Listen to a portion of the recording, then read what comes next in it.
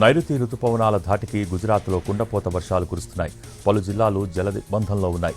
దక్షిణ మధ్య గుజరాత్లో రికార్డు స్థాయి వర్షపాతానికి భారీ వరదలకు తీవ్ర నష్టం వాటిల్లింది. వల్సాద్ జిల్లా ఉమర్గాంలో కేవలం 36 గంటల్లో ఏకంగా 120 సెంటీమీటర్ల వర్షం కురిసి ఆల్ టైమ్ రికార్డు సృష్టించింది.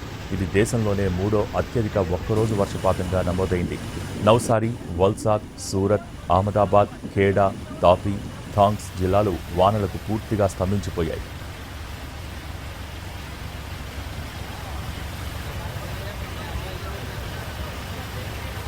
గడిచిన 2 రోజుల్లో కురిసిన భారీ వర్షాలతో రాష్ట్ర వ్యాప్తంగా 35 మంది ప్రాణాలు కోల్పోయారు.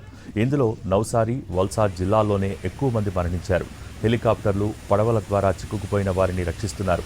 వరద ప్రభావిత ప్రాంతాల నుంచి సుమారు 40,000 మందికి పైగా ప్రజల్ని అధికారులు సురక్షిత ప్రాంతాలకు తరలించారు. ఎన్డీఆర్ఎఫ్కు చెందిన 17 బృందాలు, 32 ఎస్డీఆర్ఎఫ్ ప్లాటూన్లు, ఆర్మీ బలగాలు సహాయక చర్యల్లో పాల్గొంటున్నాయి. పూర్ణ, అంబిక, కావేరి, ఔరంగా నదులు ప్రమాదకర స్థాయిని మించి ప్రవహిస్తుండటంతో లోతట్టు గ్రామాలు నీట మునిగాయి. వరదల కారణంగా 34 రాష్ట్ర రహదారులతో సహా 600కు పైగా రోడ్లను మూసివేశారు. గుజరాత్ స్టేట్ రోడ్స్ ట్రాన్స్పోర్ట్ దాదాపు 2000 బస్సు సర్వీసుల్ని రద్దు చేసింది.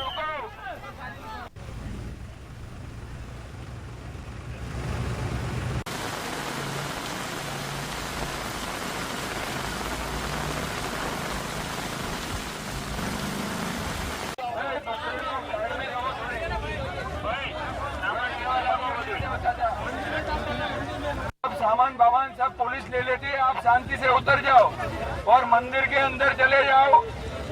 मंदिर में आप